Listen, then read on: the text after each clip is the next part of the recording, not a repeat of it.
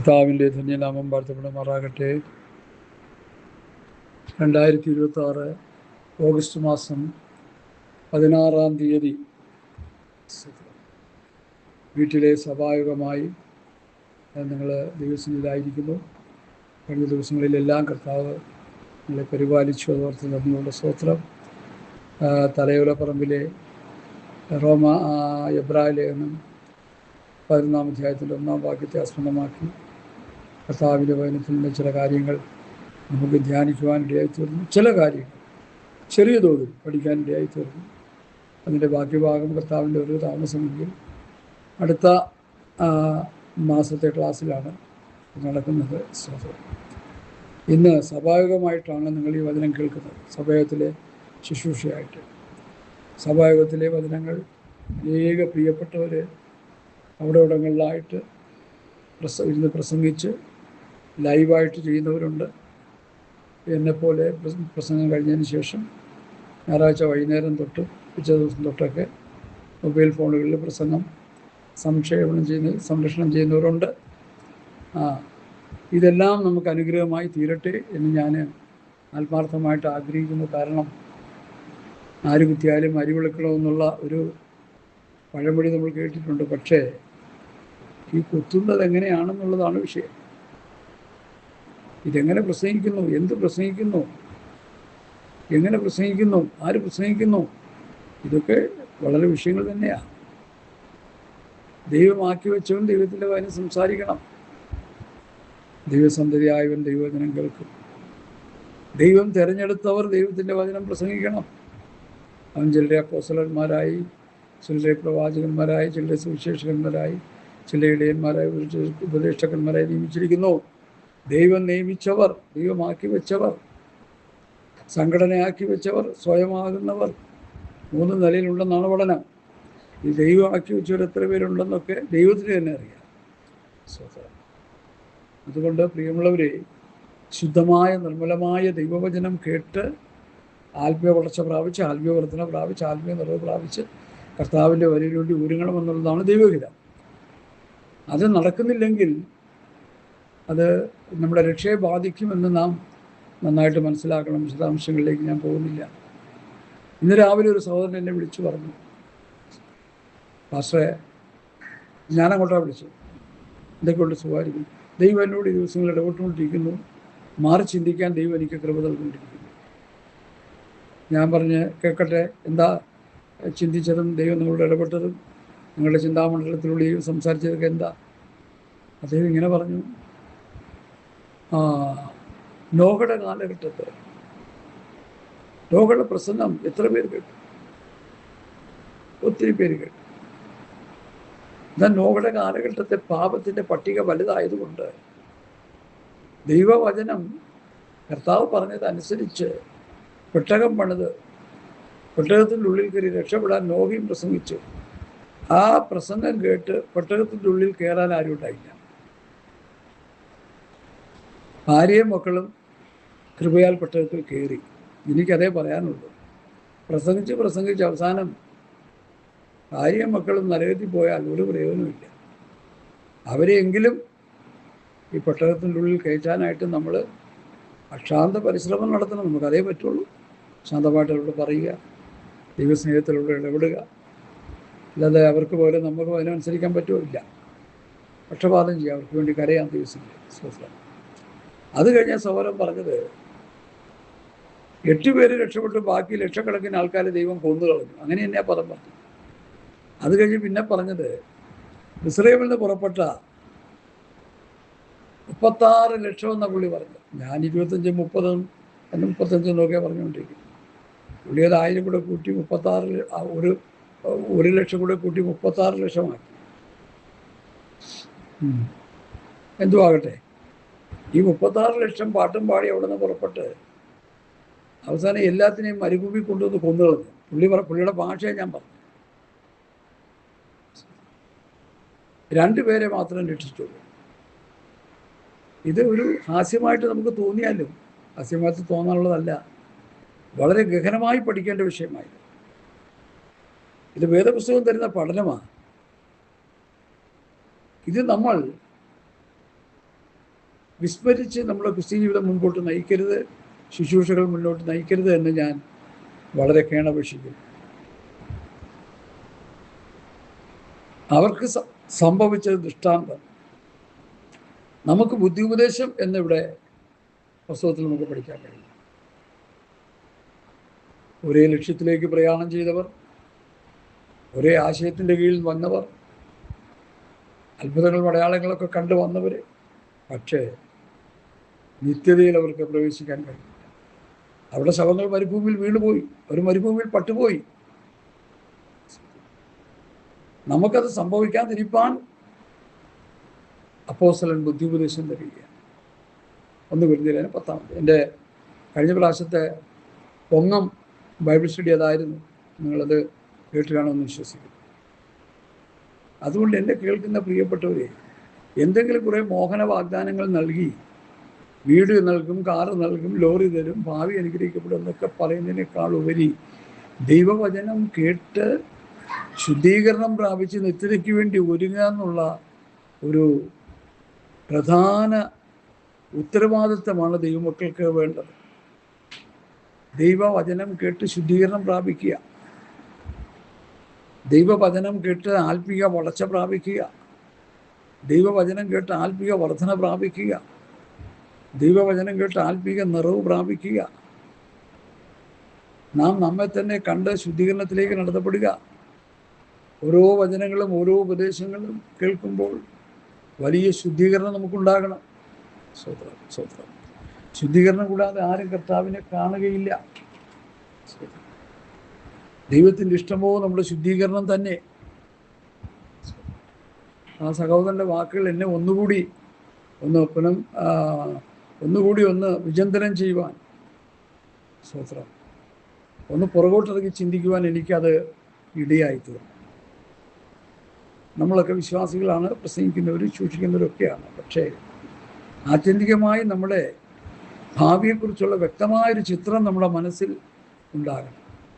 ചുമ്മാ ഒരു ക്രിസ്ത്യാനിയായിട്ട് ഇങ്ങനെ ജീവിച്ചു പോകുക എന്നുള്ളതിൽക്കുപരി മരണാനന്തര ജീവിതം ക്രിസ്തുവിനോടുകൂടി ആയിരിക്കുമെന്നും ആ സ്വർഗീയ സന്തോഷത്തിൻ്റെ ഉടമയായി തീരുമെന്നും ആ രൂപാന്തര ശരീരത്തിൻ്റെ ഉടമയായി തീരുമെന്നും പുതിയ ആകാശം പുതിയ ഭൂമി 1000 ആണ്ട് വാഴ്ച രൂപാന്തര ശരീരം ഇതൊക്കെ നമ്മൾ പ്രാപിക്കാനുള്ളവരാണെന്നുള്ള ഒരു ചിന്ത എപ്പോഴും നമുക്കുണ്ടാകണം.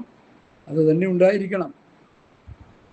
അങ്ങനെയൊന്നും ചിന്തിക്കാതെ ചുമ്മാ ഒരു പോക്കങ്ങ് പോയാൽ അത് അപകടത്തിലേക്ക് ചെന്ന് കലാശിക്കും. ദൈവവചനത്തിൽ കുറേ മുന്നറിയിപ്പുകൾ തരുന്നുണ്ട്. ടൈറ്റാനിക്ക് കുറേ മുന്നറിയിപ്പ് കൊടുത്തതുപോലെ വചനത്തിൽ കുറേ മുന്നറിയിപ്പുകൾ തരുന്നുണ്ട്. എത്രയോ ശക്തമായ മുന്നറിയിപ്പുകളാണ്. ആ മുന്നറിയിപ്പുകളെ നാം അവഗണിച്ചാൽ അപകടത്തിലേക്ക് ചെന്ന് ചാടും. പിന്നെ നമുക്ക് രക്ഷപ്പെടാൻ കഴിയുകയില്ല. ധനവാൻ യാത്രാ സ്ഥലത്ത് നിന്ന് രക്ഷപ്പെടാനുള്ള പഴുതുകളൊക്കെ അവൻ അന്വേഷിച്ചു എന്നാണ് നമുക്കവിടെ കാണാൻ കഴിയുന്നത്. വെള്ളം വേണം, സഹോദരന്മാരോട് പറയണം, അങ്ങനെയാണ് ഇങ്ങനെയാണ് എന്നൊക്കെ പറഞ്ഞ് ഒന്നും ലഭിച്ചില്ല. മകനെ എന്ന് വിളിച്ച അവസാനം നിത്യനാശത്തിലേക്ക് വഴുതി വീണ ചിത്രമാണ് ലൂക്കോസ് 16 നമുക്ക് തരുന്നത്. അതേസമയത്ത് കഷ്ടപ്പാടുകളും ബുദ്ധിമുട്ടുകളും പ്രയാസങ്ങളും അനുഭവിച്ച് ലാസർ ജീവിച്ചെങ്കിലും അബ്രഹാമിൻ്റെ മടിയെന്ന് വിശേഷിപ്പിക്കുന്ന പർദീസയിൽ സ്വർഗീയ സന്തോഷത്തിൽ ആ മനുഷ്യനെ നമുക്ക് ആ അധ്യായത്തിൽ കാണാൻ കഴിയും. അതുകൊണ്ട് നമ്മുടെ ലക്ഷ്യം എപ്പോഴും അത് ശ്രദ്ധയോടെ നമ്മൾ ഹൃദയത്തിൽ കരുതണം എന്ന് ഞാൻ ഓർപ്പിക്കുന്നു. വെറുതെ ഒരു പെന്തക്കോസ്തരനായി ജീവിച്ച് വെറുതെ നമ്മൾ ക്രിസ്ത്യ ജീവിതം നയിച്ച് പോകാനല്ല, നിത്യതയ്ക്ക് വേണ്ടി ഉള്ള ഒരുക്കമായിരിക്കണം നമ്മുടെ ക്രിസ്ത്യ ജീവിതം. കർത്താവിൻ്റെ വരവിന് വേണ്ടി ഉണരുക, സദാകാലം ഉണർന്ന് പ്രാർത്ഥിച്ചുകൊണ്ടിരിക്കുക, അതിനാവശ്യമായ ആത്മീയ വളർച്ച, വർധനവ്, നിറവതൊക്കെ പ്രാപിച്ചെടുക്കുക. അതിനുവേണ്ടി വളരെ ശ്രദ്ധാലുക്കളായി നമ്മൾ മുന്നോട്ട് പോയില്ലെങ്കിൽ ഒരുപക്ഷെ നമ്മൾ അപകടത്തിൽ ചെന്ന് ചാടും. രക്ഷപ്പെടാൻ നമുക്ക് കഴിയുകയില്ല എന്ന് ഓർത്തുകൊള്ളുക. ഞാൻ എന്നെ ഏൽപ്പിച്ച വചനത്തിലേക്ക് വരട്ടെ. 1 യോഹന്നാൻ 3-ാം അധ്യായമാണ് നമ്മുടെ ചിന്ത, നമ്മുടെ പഠനം, നമ്മുടെ വചനധ്യാനം. കഴിഞ്ഞ 2 ആഴ്ചകളിലും 1 യോഹന്നാൻ 1-ാം അധ്യായം, 1 യോഹന്നാൻ 2-ാം അധ്യായം, ഇന്ന് 1 യോഹന്നാൻ 3-ാം അധ്യായം. യോഹന്നാൻ്റെ ലേഖനം വളരെ ശ്രദ്ധേയമായ ലേഖനമാണ്. ഈ ലേഖനങ്ങളൊക്കെ വായിച്ച് പഠിപ്പിക്കുന്ന രീതി ഇന്ന് വളരെ വിരളമാണ്, ദുർലഭമാണ് എന്ന് പറയുന്നതിൽ വേദനയുണ്ട്. തെസ്സലോനിക്ക ലേഖനം 5-ാം അധ്യായത്തിൻ്റെ അവസാന വാക്യത്തിൽ പൗലോസ് ഇങ്ങനെ പറയുന്നുണ്ട്, ദൈവത്താണ്, കർത്താവാണ്, സഹോദരന്മാരൊക്കെ ഈ ലേഖനം വായിച്ച് കേൾപ്പിക്കണം എന്ന പൗലോസ് ദൈവത്തെ ആണയിട്ട് പറയുന്നുണ്ട്. കൃപയാൽ നമ്മുടെ പാസ്റ്റർമാരുടെ കണ്ണിൽ ആ വാക്യമൊന്നും പെട്ടിട്ടില്ലെന്ന് തോന്നുന്നു. കാരണം അങ്ങനെ ആരും ചെയ്യാറില്ല. ലേഖനങ്ങളെ വായിച്ച് പഠിപ്പിക്കണം, ലേഖനങ്ങളെ വായിച്ച് പ്രസംഗിക്കണം. ലേഖനങ്ങളാണ് നിത്യജീവൻ്റെ മൊഴികൾ. പുതിയ നിയമസഭയുടെ ശക്തമായ പ്രമാണം വാക്കിനാൽ ലേഖനത്താൽ തന്ന പ്രമാണമാണെന്ന് 2 തെസ്സലോനിക്കർ 2:15 നമുക്ക് പഠിക്കാൻ കഴിയും. അപ്പം നമുക്കുള്ള പ്രമാണം നമ്മൾ മനസ്സിലാക്കിയിരിക്കണം. മോശയുടെ പ്രമാണം, ക്രിസ്തുവിൻ്റെ പ്രമാണം, ഈ 2 പ്രമാണങ്ങൾ വേദപുസ്തകത്തിൽ പ്രധാനമായിട്ടുണ്ട്. ഗലാത്യർ 6:2 തമ്മിൽ ഭാരങ്ങളെ ചുമപ്പിൻ, ഇങ്ങനെ ക്രിസ്തുവിൻ്റെ ന്യായപ്രമാണം നിവർത്തിപ്പീൻ എന്ന് പൗലോസ് ശക്തമായിട്ട് പറയുന്നു. നമ്മൾ നിവർത്തിക്കേണ്ടത് ക്രിസ്തുവിൻ്റെ പ്രമാണമാണ്. ഇസ്രായേൽ മക്കൾ നിവർത്തിക്കേണ്ടത് മോശയ്ക്ക് പ്രമാണമാണ്. അവരത് നിവർത്തിച്ചില്ല. പലരും ഇസ്രായേലിൽ നിന്ന് പുറപ്പെട്ടവർ പാട്ടും പാടി പുറപ്പെട്ട അത് അവർ നിവർത്തിക്കാതെ അവരിൽ എല്ലാം നശിച്ചു പോയി. വിരലിൽ എണ്ണാവുന്നവർ മാത്രം ശേഷിച്ചു, ബാക്കി എല്ലാവരും നശിച്ചു പോയി. നോഹയുടെ കാലത്തും അവർക്കൊരു വ്യവസ്ഥിതി ഉണ്ടായിരുന്നു. അല്ലേ? ആ പ്രമാണം അവരും അനുസരിച്ചില്ല. മോശയുടെ കാലത്ത് ന്യായപ്രമാണം ഉണ്ടായിരുന്നു, അവരതനുസരിച്ചില്ല. ഓരോ കാലഘട്ടത്തിലും ഓരോ പ്രമാണം ദൈവം കൊടുക്കുന്നുണ്ട്. ആ പ്രമാണം അനുസരിക്കാത്തവർക്ക് രക്ഷ പ്രാപിപ്പാൻ കഴിയില്ലെന്ന് തന്നെ ഞാൻ ശക്തമായിട്ട് പറഞ്ഞുകൊണ്ടിരിക്കുക. ആദാമിൻ്റെ സൃഷ്ടി മുതൽ വീഴ്ച വരെയുള്ള കാലം നിഷ്പാപയുഗം. ആദാമിൻ്റെ വീഴ്ച മുതൽ ജലപ്രളയം വരെയുള്ള കാലം മനസ്സാക്ഷി യുഗം. പെട്ടകത്തിൽ നിന്ന് നോഹയും കുടുംബവും ഇറങ്ങിയത് മുതൽ അബ്രഹാമിൻ്റെ വിളി വരെ മാനുഷിക ഭരണയുഗം. അബ്രഹാമിനോടുള്ള വാഗ്ദത്തം മുതൽ ന്യായപ്രമാണം വരെ വാഗ്ദത്ത യുഗം. ന്യായപ്രമാണം ലഭിച്ചത് മുതൽ ക്രിസ്തു വരെ ന്യായപ്രമാണയുഗം. യേശുക്രിസ്തു മുതൽ കർത്താവിൻ്റെ പ്രത്യക്ഷത വരെ, മേഘപ്രത്യക്ഷത വരെ കൃപായുഗം.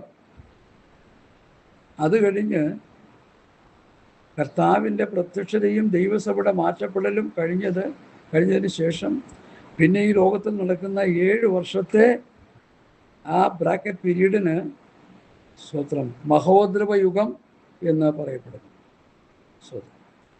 മഹോദ്രവ യുഗം കഴിഞ്ഞ് പിന്നെ അടുത്ത് വരുന്ന യുഗം 1000 ആണ്ട് വാഴ്ച.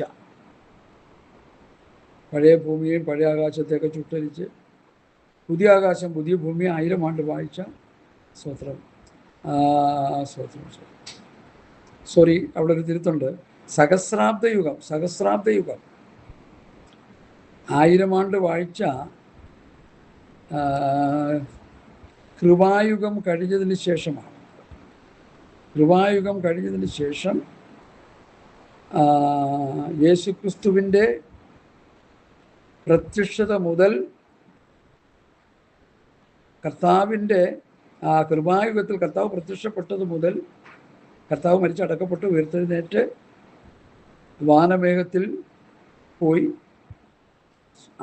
അതിന് ശേഷം നടക്കുന്ന 7 വർഷത്തെ മഹോദരകാലം, അതാണ് മഹോദര യുഗം എന്ന് പറയുന്നത്. അത് കഴിഞ്ഞിട്ടാണ് സഹസ്രാബ്ദ യുഗം 1000 ആണ്ട് തുടങ്ങുന്നത്. ശരിയാണ്, 1000 ആണ്ട് വാഴ്ചക്കാലം. ആ 1000 ആണ്ട് വാഴ്ചക്കാലം കഴിഞ്ഞതിന് ശേഷം പഴയ ആകാശം പുതിയ ഭൂമി ചുട്ടരിക്കപ്പെടുന്നു. അത് കഴിഞ്ഞതിന് ശേഷം നിത്യയുഗം തുടങ്ങുന്നു. അതിന് പുതുവാന ഭൂമിയിലെ വാസം, പുതിയ ആകാശം പുതിയ ഭൂമിയിലെ നിത്യയുഗം തുടങ്ങുന്നു. ഇങ്ങനെ വേദപണ്ഡിതന്മാർ ഇതിനെ ഒരു ചിട്ടപ്പെടുത്തിയ ഒരു രീതിയാണ് ഞാനിവിടെ പറയാനിടയായത്. എനിക്ക് കിട്ടിയ പഠനം. സ്വത്രം അത് നമ്മൾ നന്നായിട്ട് മനസ്സിലാക്കണം, ഗ്രഹിക്കണം. അത് സ്വത്രം ഹൃദയത്തിൽ സംഗ്രഹിക്കണം, അത് എഴുതി വെച്ച് പഠിക്കണം. അങ്ങനെയെങ്കിൽ ഈ കാലഘട്ടം കൃപായുഗമാണ്. ഈ കൃപായുഗത്തിൽ ദൈവം നമുക്ക് തന്നിരിക്കുന്ന പ്രമാണമാണ് ക്രിസ്തുവിൻ്റെ ന്യായപ്രമാണം. നന്നായിട്ട് മനസ്സിലാക്കണേ, ക്രിസ്തുവിൻ്റെ ന്യായപ്രമാണം. തമ്മിൽ ഭാരങ്ങളെ ചുമപ്പിൻ, ക്രിസ്തുവിൻ്റെ ന്യായപ്രമാണം നിർത്തിപ്പിൻ. ഈ ക്രിസ്തുവിൻ്റെ ന്യായപ്രമാണമാണ് പുതിയ നിയമസഭ അനുസരിക്കേണ്ടത്. അത് അപ്പോസ്തലന്മാരുടെ കൈകളിലാണ് ആ പ്രമാണം കർത്താവ് ഏൽപ്പിച്ചതെന്ന് യോഹന്നാൻ്റെ സുവിശേഷം 17-ാം അധ്യായം 1 മുതൽ 20 വരെയുള്ള വാക്യം ശക്തമായി വായിച്ചു പഠിച്ചാൽ അവിടെ നമുക്ക് കാണാൻ കഴിയും. അവരെ, അവർക്ക്, അവരുടെ, അവരിൽ എന്നൊക്കെ പറയുന്ന 37 പ്രാവശ്യം യോഹന്നാൻ്റെ സുവിശേഷം 17-ാം അധ്യായത്തിൽ ആ ഭാഗങ്ങൾ നമുക്ക് കാണാൻ കഴിയുന്നു. എത്രയോ പ്രാവശ്യമാണത് റിപ്പീറ്റ് ചെയ്യുന്നത്. അപ്പോൾ റിപ്പീറ്റ് ചെയ്യുന്നതിൽ നിന്ന് മനസ്സിലാക്കുന്നതിൻ്റെ കാര്യം അതിൻ്റെ പ്രാധാന്യതയാണെന്ന് വേദ പണ്ഡിതന്മാർ പലപ്പോഴും പറയാറുണ്ട്. 42ഓളം പ്രാവശ്യം അവരിൽ, അവർക്ക്, അവരും, അവരുടെ, അവരിലും, അവർ എന്നീ പദങ്ങൾ.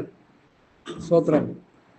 യോഹന്നാൻ 17:6 നീ ലോകത്തിൽ നിന്ന് എനിക്ക് തന്നിട്ടുള്ള മനുഷ്യർക്ക് ഞാൻ നിൻ്റെ നാമം വെളിപ്പെടുത്തിയിരിക്കുന്നു, അവർ നിനക്കുള്ളവരായിരുന്നു, നീ അവരെ എനിക്ക് തന്നു. സ്തോത്രം. അതിൻ്റെ 8-ാം വാക്യത്തിൽ നീ എനിക്ക് തന്ന വചനം ഞാൻ അവർക്ക് കൊടുത്തിരിക്കുന്നു. സ്തോത്രം. അതിൻ്റെ 14-ാം വാക്യത്തിൽ ഞാൻ അവർക്ക് നിൻ്റെ വചനം കൊടുത്തിരിക്കുന്നു. അതിൻ്റെ 20-ാം വാക്യത്തിൽ ഇവരുടെ വചനത്താൽ എന്നിൽ വിശ്വസിക്കാനിരിക്കുന്നവർക്ക് വേണ്ടി ഞാൻ അപേക്ഷിക്കുന്നു. ദയവായിട്ട് യോഹന്നാൻ്റെ സുവിശേഷം 17-ാം അധ്യായം 1 മുതൽ 20 വരെയുള്ള വാക്യങ്ങൾ വായിച്ചപ്പോൾ ഈ ഭാഗം തന്നെ ഞാൻ പല പ്രാവശ്യം ഈ കഴിഞ്ഞ ദിവസങ്ങളിലൊക്കെ പറഞ്ഞുകൊണ്ടിരിക്കുക. ഇതിൻ്റെ കാരണം ഇത് പിന്നെയും പിന്നെയും പറയുമ്പോൾ ഇതിൻ്റെ ഗൗരവത്തെയാണ് എടുത്തു കാണിക്കുന്നത്. വളരെ ഗൗരവമായി ഇതൊക്കെ പഠിക്കേണ്ട കാര്യങ്ങൾ. ഇതാരും പഠിക്കുന്നില്ല, പഠിപ്പിക്കുന്നില്ല. വളരെ കുറഞ്ഞ ശുശ്രൂഷകന്മാർ മാത്രം ഇങ്ങനെയുള്ള കാര്യങ്ങൾ, അടിസ്ഥാനപരമായ കാര്യങ്ങൾ സഭയെ ഗ്രഹിപ്പിക്കുന്നുള്ളൂ. ഈ ബേസിക് ഇല്ലെങ്കിൽ നമുക്ക് മുമ്പോട്ട് പോകാൻ പറ്റത്തില്ല. ഒരു കെട്ടിടം പണിയുമ്പോൾ കെട്ടിടം പണിയുന്ന എവിടെയാണ്? ഫൗണ്ടേഷൻ. അത് മണ്ണിൻ്റെ അടിയിലാണ്. ഫൗണ്ടേഷൻ കെട്ടി റെഡിയാക്കി ബെൽറ്റൊക്കെ വാർത്ത് അതിനുള്ള കെട്ടിടം കെട്ടിപ്പൊക്കുന്നത്. നമ്മൾ പുറമേ നിന്ന് കാണുന്നത് ആ കെട്ടിടമാണ്. നമുക്ക് താമസിക്കാനുള്ള റൂമുകൾ, സൗകര്യങ്ങളൊക്കെയാണ് കാണുന്നത്. അതിൻ്റെ ഫൗണ്ടേഷൻ അടിയിൽ കിടക്കുക. അതുപോലെ പുതിയ നിയമസഭയുടെ ഫൗണ്ടേഷൻ, അടിസ്ഥാനം, അത് അപ്പോസ്തലന്മാരാലാണ് ഇട്ടിരിക്കുന്നത്. ക്രിസ്തു എന്ന അടിസ്ഥാനത്തിന്മേലാണ് പണി. മൂലക്കല്ല് യേശു ക്രിസ്തുവാണ്. ദൈവാത്മാവ് വസിക്കുന്ന മന്ദിരമായി തീരാൻ പുതിയ നിയമസഭയെ, വിശ്വാസികളെ ദൈവം പണിതുകൊണ്ടിരിക്കുന്നു. ഈ അപ്പോസ്തലസിൻ്റെ ആഴം നമ്മൾ പഠിച്ചാൽ അതിൻ്റെ 7 അയൽവക്കത്ത് പോലും ഇന്ന് വിശ്വാസികളും ശുശ്രൂഷകന്മാരും വരുന്നില്ല എന്ന് ഞാൻ കണ്ടുകൊണ്ടിരിക്കുക. കാരണം അവരുടെ രീതികളൊക്കെ വേറെ. ഈ ബേസിക്കായിട്ടുള്ള ഈ അടിസ്ഥാന പ്രമാണങ്ങളെയും വ്യവസ്ഥതകളെയും സാത്താൻ കുഴിച്ച് മൂടിക്കൊണ്ടിരിക്കുക. എന്നിട്ട് പുറമേ ഉള്ള പണി മാത്രമേ നടക്കുന്നുള്ളൂ. ഒരു ഫൗണ്ടേഷൻ ഇല്ലാതെ വീട് പണിയാൻ പറ്റത്തില്ല. ഉപദേശം പ്രസംഗിക്കുമ്പോൾ അതിനൊരു അടിസ്ഥാനമുണ്ടാകണം. അടിസ്ഥാനത്തിൽ നിന്ന് വേണം അത് പണിതെടുക്കുവാൻ. അതാണ് ക്രിസ്തു എന്നിട്ടിരിക്കുന്ന അടിസ്ഥാനമല്ലാതെ മറ്റൊന്നിടാൻ ആർക്കും കഴിയില്ലെന്ന് 1 കൊരിന്ത്യർ 3 പൗലോസ് പറഞ്ഞിരിക്കുന്നത്. വേണമെങ്കിൽ ആ ഭാഗം ഒന്ന് വായിച്ചു പോകുന്നതെന്നല്ല. 1 കൊരിന്ത്യർ 3-ാം അധ്യായത്തിൻ്റെ 10 മുതലുള്ള വാക്യങ്ങൾ നമുക്ക് വായിക്കാം. അത് വായിച്ച് ഞാൻ ഈ വേദഭാഗത്തിലേക്ക് കടന്നു വരികയാണ്. 1 കൊരിന്ത്യർ 3-ാം അധ്യായത്തിൻ്റെ 10 മുതലുള്ള വാക്യങ്ങൾ വായിക്കുന്നു. എനിക്ക് ലഭിച്ച ദൈവകൃത്യത്തോളം ഞാൻ ജ്ഞാനമുള്ളൊരു പ്രധാന ശില്പിയായി അടിസ്ഥാനമിട്ടിരിക്കുന്നു. മറ്റൊരുത്തൻ മീതെ പണിയുന്നു. താൻ എങ്ങനെ പണിയുന്നു എന്ന് ഓരോരുത്തരും നോക്കിക്കൊള്ളട്ടെ. കണ്ടോ, ഇവിടുത്തെ ആ ഭാഗം ഒന്ന് ശ്രദ്ധിച്ച്. പൗലൂസിന് ലഭിച്ച കൃപയ്ക്കനുസരിച്ച് ഒരു പ്രധാന ശില്പിയായി, മാസ്റ്റർ ബിൽഡറായി പൗലൂസ് പണിതു. ഏതിൽ പണിതു? ക്രിസ്തു എന്നിട്ടിരിക്കുന്ന അടിസ്ഥാനത്തിന്മേൽ. ഇനി മറ്റൊരുത്തൻ മീതെ പണിയുക. പൗലൂസ്, പത്രോസ്, യോഹന്നാൻ, യാക്കോബ്, യൂദാ അവരൊക്കെ പണിത് അവിടെ പണിയെല്ലാം കഴിഞ്ഞ് പ്രതിഫലത്തിന് വേണ്ടി അവരെ വിശ്രാമ സ്ഥലത്തേക്ക് പോയി. ഇനി ഇവിടെ നമ്മൾ കിടന്നുകൊണ്ട് കുറേ പണി നടത്തുക. എന്ത് പണിയാണാവോ? എങ്ങനെ പണിയുന്നു? എന്തുകൊണ്ട് പണിയുന്നു? ഏതൊക്കെ നിലയിൽ പണിയുന്നു എന്ന് ആരെങ്കിലും ശ്രദ്ധിക്കാറുണ്ടോ? ഇല്ല, ആരും ശ്രദ്ധിക്കാറില്ല. ഇങ്ങോട്ട് കൂടി വന്ന് കുറേ പാട്ടൊക്കെ പാടി കുറേ ബഹളം വെച്ച് എന്തെങ്കിലുമൊക്കെ കുറേ പറഞ്ഞു കൂട്ടി, വരുന്നവരും പോകുന്നവരും ഒക്കെ എന്തെങ്കിലുമൊക്കെ പറഞ്ഞു കൂട്ടി അങ്ങ് പോവുക. ഇതൊക്കെ അപകടമാണ്. ദൈവസഭയ്ക്ക് ലിഖിതമായ ഒരു പ്രമാണമുണ്ട്, വ്യവസ്ഥാപിതമായൊരു പ്രമാണമുണ്ട്. ഇസ്രായേൽ മക്കൾക്ക് ഒരു ശക്തമായ അടിത്തറയുള്ളൊരു പ്രമാണമുണ്ടായിരുന്നു. അതിനാണ് മോശയിക പ്രമാണം എന്ന് പറയുന്നത്. ആ പ്രമാണ പ്രകാരമല്ല മിസ്രയീമിൽ നിന്ന് പുറപ്പെട്ട ലക്ഷക്കണക്കിന് ജനം പോയതെന്ന് നമ്മൾ നേരത്തെ പറഞ്ഞു കഴിഞ്ഞു. സ്തോത്രം. അതുപോലെ നോഹയുടെ കാലഘട്ടത്തും അവർക്കും ഉണ്ടായിരുന്ന ഒരു വ്യവസ്ഥിതി. ആ പ്രമാണം അനുസരിക്കാത്തത് കൊണ്ട് നോഹ പ്രസംഗിച്ചപ്പോൾ ആ പ്രസംഗം കേൾക്കണമായിരുന്നു. അതാണ് അന്നത്തെ പ്രസംഗം നോഹ പ്രസംഗിച്ചത്. അവരത് കേട്ടില്ല. തന്നിമിത്തം എല്ലാവരും വെള്ളത്തിൽ മുക്കിക്കൊന്നു എന്നല്ലേ നമ്മൾ കേട്ടത്. ഇവർ മിസ്രയീമിൽ പട്ടുപോയി, അവരുടെ ശവങ്ങൾ മരുഭൂമിയിൽ വീണുപോയി, അവരെ മരുഭൂമിയിൽ തള്ളിയിട്ട് കളഞ്ഞു എന്നൊക്കെ അല്ലേ പൗലോസ് പഠിപ്പിക്കുന്നത്. അപ്പം അതുകൊണ്ട് സ്വത്രം നമ്മൾ ഒരു കാര്യം ഓർക്കേണ്ടത്, എങ്ങനെയെങ്കിലുമൊക്കെ ജീവിച്ചങ്ങ് ചെല്ലാമെന്ന് വിചാരിച്ചാൽ അതൊന്നും നടക്കുന്ന കേസല്ല. മോശയുടെ പ്രമാണം അനുസരിക്കാത്തവനും ശിക്ഷ. ഞാനിപ്പോൾ ഇത് വായിച്ചു കേൾപ്പിക്കാം. എബ്രായർ ലേഖനം 10-ാം അധ്യായത്തിൻ്റെ 26 മുതലുള്ള വാക്യങ്ങൾ ഇപ്പോൾ ഇവിടെ വായിച്ചോട്ടെ. എബ്രായർ 10-ന്റെ 26 മുതലൊന്ന് വായിച്ചാട്ട്. എന്താണ് പൗലോസ് എബ്രായരെ പഠിപ്പിക്കുന്നത്? അത് എബ്രായർക്ക് വേണ്ടി മാത്രമുള്ളതാണോ? നമുക്ക് വേണ്ടിയുള്ളതല്ലേ? ആ നിലയിലൊന്ന് അത് വായിച്ചൊന്ന് പഠിച്ചാട്ട്.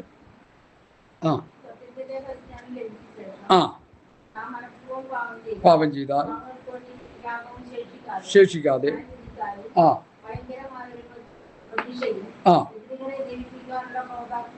ശ്രദ്ധിക്കുക. അടുത്ത് മോശയുടെ ന്യായപ്രമാണം അനുസരിക്കാത്തവനെ കരുണ കൂടാതെ 2-3 സാക്ഷികളുടെ വാമൊഴി കേട്ട്, അപ്പൊ മോശയുടെ പ്രമാണം അനുസരിക്കാത്തവന് മരണശിക്ഷ. ശരിയല്ലോ? നിസ്സാരം ആ ശബത് ദിവസം വിറക് പറക്കിയവനെ എന്ത് ചെയ്തു? വിശുദ്ധോമനം ചെയ്തു, കല്ലെറിഞ്ഞ് കൊന്നുകളഞ്ഞു. ഇന്നത്തെ പെന്തക്കോസ്തുകാർക്ക് ഇതൊന്നും ഒരു വിഷയമല്ല. ഞായറാഴ്ച ദിവസം സഭായോഗം എന്നുള്ളത് അത് അതിൻ്റെതായ നിലയിൽ എടുത്ത് മുമ്പോട്ട് പോകുന്ന എത്ര പേരുണ്ട്? ഞായറാഴ്ച ടൂർ അടിക്കാൻ പോവുക, ഞായറാഴ്ച പിക്നിക്കിന് പോവുക, ഞായറാഴ്ച ജോലി ചെയ്യാൻ പോവുക. എൻ്റെ കൂടെ ഒരു സഹോദരൻ ഉണ്ടായിരുന്നു, സഭായോഗം കളഞ്ഞിട്ട് പുട്ടുകട നടത്തുന്നതിൻ്റെ ഉദ്ഘാടനത്തിന് പോയി. ഞാൻ രൂക്ഷമായിട്ട് ഇടപെട്ടു. പുള്ളിക്കത് വലിയ ഫീലിംഗ് ആയി. പുള്ളിക്ക് ഫീലിംഗ് ആവുമോ ആവൂലേ എന്നുള്ളതല്ല നമ്മുടെ വിഷയം, കാര്യം പറയാന്നുള്ളതാണ്. സഭായോഗങ്ങളെ ഉപേക്ഷയായി വിചാരിക്കരുതെന്ന പ്രമാണത്തിലുണ്ട്. ഇവിടെ ക്രിസ്തുവിൻ്റെ മോശയുടെ പ്രമാണം അനുസരിക്കാത്തവന് കരുണ കൂടാതെ, ഒരു കരുണയില്ല. അവൻ വെറുപിറക്കാൻ പോയോ? പോയി. നീ കണ്ടോ? കണ്ടു. അവൻ വെറുപിറക്കാൻ പോയി. നീ കണ്ടോ? നീയും കണ്ടു. വേറൊരാളോടും ചോദിക്കുക, നീ കണ്ടോ? കണ്ടു. ആ ശരി, എന്നാ കൊന്നേക്കാൻ പറഞ്ഞു. ദൈവങ്ങളെ പുസ്തകത്തിലെ കാര്യമായി പറയുന്നേ. നമ്മൾ ഈ വേദപുസ്തകത്തിലെ നമുക്ക് ആവശ്യമുള്ളതും നമുക്ക് ഇഷ്ടമുള്ളതും ഒക്കെ എടുത്തിങ്ങനെ താലോലിച്ച് ചിന്തിച്ച് സന്തോഷിച്ച് പാട്ടും പാടി ഇങ്ങനെ പോവുക. നോ, കൂലങ്കുഷമായി വേദപുസ്തകം പഠിക്കണം. വേദ പുസ്തകം എന്താണെന്ന് പഠിക്കണം. ന്യായപ്രമാണം എന്താണെന്ന് പഠിക്കണം. ക്രിസ്തുവിൻ്റെ പ്രമാണം എന്താണെന്ന് പഠിക്കണം. നോഹയുടെ കാലഘട്ടത്തെ പ്രമാണം എന്താണെന്ന് പഠിക്കണം. അവരോടുള്ള ദൈവത്തിൻ്റെ ഇടപെടൽ പഠിക്കണം. സങ്കീർത്തന വാക്യത്തിൽ ഇങ്ങനൊരു വാക്യമുണ്ട്, സ്തോത്രം, അവൻ ആഗ്രഹിച്ചതൊക്കെയും അവൻ അവർക്ക് കൊടുത്തു. എന്നാൽ അവരെ പ്രാണന് കർത്താവ് എന്ത് ചെയ്തു? ശതം അയച്ചു. അവർ ആഗ്രഹിച്ചതും ചോദിച്ചതും ഒക്കെ ദൈവം അവർക്ക് കൊടുത്തു. മന്ന വേണമെന്നും മന്ന, ഇറച്ചി, വെള്ളം എല്ലാം കൊടുത്തു. പക്ഷേ അവരുടെ പ്രാണന് വഹിച്ചു. അതിൻ്റെ അർത്ഥം ലക്ഷ്യസ്ഥാനത്ത് ചെന്നെത്താതെ പട്ടുപോയി. ഇതൊക്കെ നമ്മളെ ഭയപ്പെടുത്തുന്ന വാക്യങ്ങളാണ്. ഇനി അടുത്ത വാക്യം വായിക്കാം. ഇപ്പോൾ വായിച്ച് നിർത്തിയത്. മോശയുടെ പ്രമാണം അനുസരിക്കാൻ ശിക്ഷ ഉണ്ടെന്ന് പറഞ്ഞിട്ട് പൗലോസ് പറയുക, ദൈവപുത്രനെ ചവിട്ടിക്കളയുകയും വിശുദ്ധീകരിച്ച നിയമരക്തത്തെ മലിനമെന്ന് നിരൂപിക്കുകയും കൃപയുടെ ആത്മാവിനെ നിന്ദിക്കുകയും ചെയ്തവൻ എത്ര കഠിനമേറെ ശിക്ഷയ്ക്ക് പാത്രമാകുമെന്ന് വിചാരിപ്പിൻ. അപ്പോൾ മോശയുടെ പ്രമാണത്തേക്കാൾ കഠിനമേറെ ശിക്ഷയാണ് ദൈവപുത്രനെ ചവിട്ടിക്കളയുക, വിശുദ്ധീകരിച്ച നിയമരക്തത്തെ മല്ലമണ്ണം നെണ്ണുക, കൃപയുടെ ആത്മാവിനെ നിന്ദിക്കുക. ഇതിന്ന് നടന്നുകൊണ്ടിരിക്കുക. ഇതിന്നത്തെ ആത്മീയകോളത്തിൽ നടക്കുന്ന ഒരു ഭീകരമായ അവസ്ഥയാണ്. അതിനെ ലഘൂകരിച്ചു പോവുകയാണ് എല്ലാവരും. ഈ ഇസ്രായേൽ പുരോഹിതന്മാർ ചെയ്തതുപോലെ. സമാധാനമില്ലാതിരിക്കെ എൻ്റെ ജനത്തിൻ്റെ മുറിവിനവർ ലഘുചികിത്സ നടത്തുന്നു. ലഘുചികിത്സ. ഒരു ഇരുമ്പിൻ്റെ കഷ്ണം ഉള്ളിപ്പോയാൽ അതിനെന്ത് വേണം? ഓപ്പറേഷൻ ചെയ്തെടുക്കണം. അതിന് ചുക്കുവെള്ളം കുടിച്ചാൽ നടക്കുമോ? ഞങ്ങളുടെ കുഞ്ഞിൻ്റെ വയറ്റിലൊരിക്കൽ ഒരു സ്ക്രൂ പോയി. സ്വത്ര അവസാനം അത് പുറത്ത് വന്നതുകൊണ്ട് രക്ഷപ്പെട്ടു. അല്ലെങ്കിൽ അത് ഒത്തിരി ബുദ്ധിമുട്ടുണ്ടായേ. ഡോക്ടർ അങ്ങനെയൊക്കെയാണ് പറഞ്ഞത്. എന്തായാലും പ്രാർത്ഥിച്ച് അതങ്ങനെ അങ്ങ് പോകാനിടയായി. മലശോധനയിൽ അത് പോകാനിടയായി. അതുകൊണ്ട് എന്നെ കേൾക്കുന്ന പ്രിയപ്പെട്ടവരെ, നമ്മൾ ലഘൂകരിക്കരുത്. വേദപുസ്തകത്തെ എടുത്തു വെച്ച് ലഘൂകരിക്കരുത്. നമുക്ക് തോന്നിയ പോലെ പ്രസംഗിക്കരുത്. നമ്മുടെ ഇഷ്ടത്തിനനുസരിച്ച് അതിനെ വളച്ചൊടിക്കരുത്, കോട്ടിക്കളയരുത്, കൂട്ടുചേർക്കരുത്, മറിച്ച് കളയരുത്. അങ്ങനെ ചെയ്താൽ ദൈവപുത്രനെ ചവിട്ടിക്കളയുന്നവരായി, വിശുദ്ധീകരിച്ച നിയമരക്തത്തെ മലിനമെന്ന് നിന്ദിക്കുന്നവരായി, കൃപയുടെ വിശുദ്ധീകരിച്ച നിയമരക്തത്തെ മലിനമെന്ന് എണ്ണുന്നവരായി, കൃപയുടെ ആത്മാവിനെ നിന്ദിക്കുന്നവരായി തീരും. അവർക്ക് കഠിനമേറിയ ശിക്ഷ വരുമെന്ന് സാമ്പോൾ പാസ്റ്റർ അല്ല പറയുന്നത്, പൗലോസ് പാസ്റ്റർ, ദൈവസഭയുടെ അപ്പോസ്തലൻ, പിതാവാം ദൈവത്താലും യേശുക്രിസ്തുവിനാലും അപ്പോസ്തലനായി നിയമിക്കപ്പെട്ട പൗലോസ് ആണത് പറയുന്നത്. അതുകൊണ്ട് ഈ കാര്യങ്ങൾ ഞാൻ രാവിലെ ഒരു സഹോദരനുമായിട്ട് ഷെയർ ചെയ്തു. എനിക്കത് നിങ്ങളോട് പറയണമെന്ന് തോന്നി. സ്തോത്രം. അതുകൊണ്ട് ഞാൻ പറയുകയാണ്. പ്രിയമുള്ളവരെ, നമുക്ക് ഇന്ന് പൽക്കാലം നമ്മളെ ഏൽപ്പിച്ച വചനത്തിലേക്ക് നമുക്ക് കടന്നു വരാം. സ്തോത്രം. ഇവിടെ യോഹന്നാൻ്റെ 1-ാം ലേഖനം അതിൻ്റെ 3-ാം അധ്യായമാണ് നമ്മുടെ ഇന്നത്തെ ചിന്താവിഷയം. 1 യോഹന്നാൻ 3-ാം അധ്യായം. കാൺവിൻ നാം ദൈവമക്കളെന്ന് വിളിക്കപ്പെടുവാൻ പിതാവ് നമുക്ക് ഇത്ര വലിയ സ്നേഹം നൽകിയിരിക്കുന്നു, അങ്ങനെ തന്നെ നാം ആകുന്നു. ലോകം അവനെ അറിഞ്ഞിട്ടില്ലായ കൊണ്ട് നമ്മെയും അറിയുന്നില്ല. അപ്പം നാം ദൈവമക്കളാകുന്നു, ദൈവത്തിൻ്റെ മക്കൾ. ഇവിടെ പറഞ്ഞു വരുമ്പോൾ സ്തോത്രം, ദൈവത്തിൻ്റെ മക്കളെന്നും പിശാചിൻ്റെ മക്കളെന്നും ഒക്കെ ഇവിടെ പറയുന്നുണ്ട്. ഞാൻ അതിലേക്ക് വരുന്നുണ്ട്. ആരാ ദൈവത്തിൻ്റെ മക്കൾ, ആരാ സാത്താൻ്റെ മക്കൾ എന്നൊക്കെ നമ്മൾ നന്നായിട്ട് മനസ്സിലാക്കണം. ഇത് വചനത്തിലൂടെ അല്ലാതെ ഇത് ഗ്രഹിക്കാൻ വേറെ ഒരു വഴിയില്ല. ദൈവവചന പാരായണത്തിലൂടെ, ദൈവവചനം ശ്രദ്ധയോടെ പഠിക്കുന്നതിലൂടെ മാത്രമേ ഈ കാര്യങ്ങൾ നമുക്ക് വെളിപ്പെട്ട് വരികയുള്ളൂ. ഞാനത് ചെയ്യുന്നുണ്ട്. അതുകൊണ്ടാണ് ഞാൻ ഈ പറയുന്നത്. വേദപുസ്തകം വായിക്കാതെ, പ്രാർത്ഥിക്കാതെ നമുക്ക് പ്രസംഗിക്കാം, ഇഷ്ടംപോലെ പ്രസംഗിക്കാം, വായി വരുന്നത് പ്രസംഗിക്കാം, മനസ്സിൽ തോന്നുന്നത് പ്രസംഗിക്കാം. അത് പ്രസംഗമാണെന്ന് പറഞ്ഞ് യൂട്യൂബിൽ അപ്ലോഡ് ചെയ്ത് 50,000 കേട്ടു, 2 ലക്ഷം കേട്ടു, യൂട്യൂബിൽ നിന്ന് വരുമാനവും കിട്ടും. എൻ്റെ ഒരു സ്നേഹിതൻ പാസ്റ്റർ, പേരും ഒന്നും ഞാൻ പറയുന്നില്ല, 1,00,000 രൂപ പുള്ളിക്ക് മാസം കിട്ടുന്നേ. യൂട്യൂബിൽ പ്രസംഗിച്ചങ്ങ് തള്ളുക. പലരും കേൾക്കുന്നുണ്ടോ ഇല്ലെന്നോ? കേൾക്കുന്നുണ്ട്, ഇഷ്ടംപോലെ കേൾക്കുന്നുണ്ട്. കാരണം മനുഷ്യരെ സന്തോഷിപ്പിക്കുന്ന കാര്യങ്ങളായി പറയുന്നത്. കർണരസമാകുമാറ് പല കാര്യങ്ങൾ പറയുന്നുണ്ട്. ആൾക്കാർക്കത് കേൾക്കാൻ ഇഷ്ടമാണ്. കുടുകുടാച്ചിരിക്കുന്നു.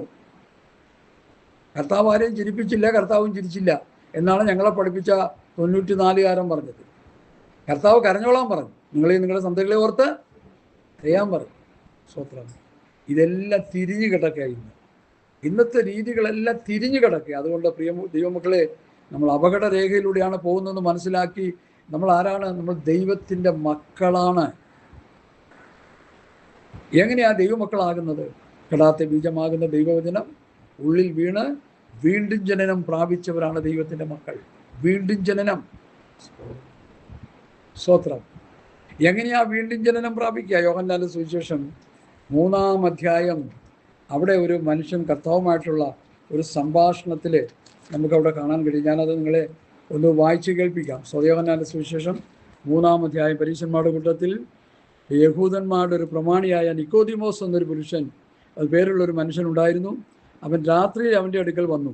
അവനോട്, റബ്ബി, നീ ദൈവത്തിൻ്റെ അടുക്കൽ നിന്ന് ഉപദേഷ്ടായി വന്നിരിക്കുന്നു എന്ന് ഞങ്ങൾ അറിയുന്നു.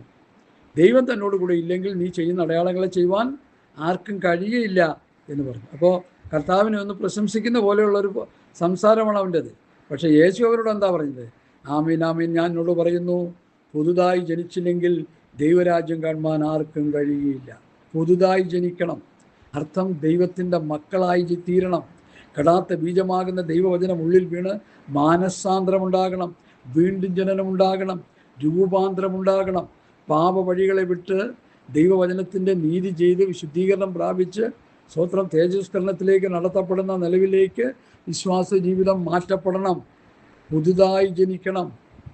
നിക്കോദിമോസ് അവനോട്, മനുഷ്യൻ വൃദ്ധനായ ശേഷം ജനിക്കുന്നത് എങ്ങനെ? രണ്ടാമതും അമ്മയുടെ ഉദരത്തിൽ കടന്ന് ജനിക്കാമോ എന്ന് ചോദിച്ചു. അതിന് യേശു, ആമീൻ ആമീൻ, ഞാൻ എന്നോട് പറയുന്നു, വെള്ളത്താലും ആത്മാവിനാലും ജനിച്ചില്ലെങ്കിൽ ദൈവരാജ്യത്തിൽ കടപ്പാൻ കഴിയുകയില്ല. എന്താണ് ഈ വെള്ളത്താൽ ജനിക്കുക? ദൈവവചനമാകുന്ന ജലം. അവൻ അവളെ വചനത്തോടുകൂടിയ ജലസ്നാനത്താൽ വെടിപ്പാക്കി. അത് പത്രോസാണ് ആ ഭാഗം പറയുന്നത്. വചനം കേട്ട് ഉള്ളിൽ മാനസാന്തരമുണ്ടാകണം. പത്രോസിൻ്റെ 1-ാം ലേഖനത്തിൽ നമുക്കത് കാണാൻ കഴിയും. പത്രോസിൻ്റെ 1-ാം ലേഖനം നമുക്കെടുക്കാം. സ്തോത്രം. 1-ാം ലേഖനത്തിൽ പത്രോസ് അത് വ്യക്തമായി പറയുന്നുണ്ട്. സ്തോത്രം. 1-ന്റെ 23-ാം വാക്യം. കെടുന്ന ബീജത്താലല്ല, കെടാത്തതും കെടാത്തതിനാൽ ജീവനുള്ളതും നിലനിൽക്കുന്നതുമായ ദൈവവചനത്താൽ തന്നെ നിങ്ങൾ വീണ്ടും ജനിച്ചിരിക്കുന്നു. അപ്പോൾ വചനം കേട്ട് മാനസാന്തരമുണ്ടായി, പാപബോധമുണ്ടായി, പാപവഴികളെ ഏറ്റുപറഞ്ഞ് ഉപേക്ഷിച്ച് നീതിയുടെ ഭാഗത്തിലേക്ക് തിരിഞ്ഞ് നീതി ചെയ്ത് വിശുദ്ധീകരണം പ്രാപിക്കുന്ന അവസ്ഥയിലേക്ക് ഒരു വ്യക്തി മാറ്റപ്പെടണം. അതാ ഇവിടെ പത്രോസ് പറയുന്നത്. കെടുന്ന ബീജത്താലല്ല, കെടാത്തതിനാൽ ജീവനുള്ളതും നിലനിൽക്കുന്നതുമായ ദൈവവചനത്താൽ തന്നെ നിങ്ങൾ വീണ്ടും ജനിച്ചിരിക്കുന്നു. സ്തോത്രം. അതേ ആശയത്തിൽ യാക്കോബ് അപ്പോസ്തലൻ പറയുന്ന ഒരു വേദഭാഗം കൂടി ഇവിടെ നമുക്ക് പഠിക്കാൻ കഴിയും. സ്തോത്രം, സ്തോത്രം. യാക്കോബിൻ്റെ ലേഖനം, സ്തോത്രം, അതിൻ്റെ 1-ാം അധ്യായത്തിൽ 18-ാമത്തെ വാക്യം. അവൻ്റെ സൃഷ്ടികളിൽ ഒരുവിധം ആദ്യഫലമാകേണ്ടതിന് അവൻ തൻ്റെ ഇഷ്ടം ഹേതുവായി സത്യത്തിൻ്റെ വചനത്താൽ നമ്മെ ജനിപ്പിച്ചിരിക്കുന്നു. സത്യത്തിൻ്റെ വചനത്താൽ. ഏതായി വചനം? ആദിയിൽ വചനമുണ്ടായിരുന്നു, വചനം ദൈവത്തോടുകൂടിയായിരുന്നു, വചനം ദൈവമായിരുന്നു. അപ്പം ദൈവമാകുന്ന വചനം ക്രിസ്തുവിനെയാണത് കാണിക്കുന്നത്. ആ യേശു ക്രിസ്തുവിനെ കുറിച്ചുള്ള സുവിശേഷ സത്യം ഒരു വ്യക്തി കേട്ട് അവൻ്റെ പാപവഴികളെ വിട്ട് മാനസാന്തരപ്പെട്ട് നീതിയുടെ പാതയിലേക്ക് വരുന്നതിനെയാണ് ഈ വീണ്ടും ജനനം എന്ന് ഉദ്ദേശിക്കുന്നത്. ഇന്നത്തെ കാലഘട്ടത്തിൽ ഇത് സംഭവിക്കുന്നത് വളരെ ദുർലഭമാണ്. സ്തോത്രം. കഷ്ടത മാറ്റി, കടം മാറ്റി, കണ്ണീര് തുടച്ച്, വിസ കുടിച്ച്, കാറ് മേടിച്ചു കൊടുത്ത്, വീട് മേടിച്ചു കൊടുത്ത്, ലോകത്തിൻ്റെ ഭൗതിക അനുഗ്രഹങ്ങളൊക്കെ വാരിക്കോരി പ്രസംഗിച്ച് ജനത്തെ അതിലേക്ക്, ആ ചതിക്കുഴിയിലേക്ക് നടത്തി അവരത് കേട്ട് വിശ്വസിച്ച് വരുമ്പോൾ അവരെ കൊണ്ട് വെള്ളത്തിൽ മുക്കി പൊക്കി കൊണ്ടുവന്ന് സഭയിൽ ഇരുത്തുക. എൻ്റെ ഭാഷ, ഉണങ്ങിയ പാവി നനഞ്ഞ പാവിയായിത്തീരും.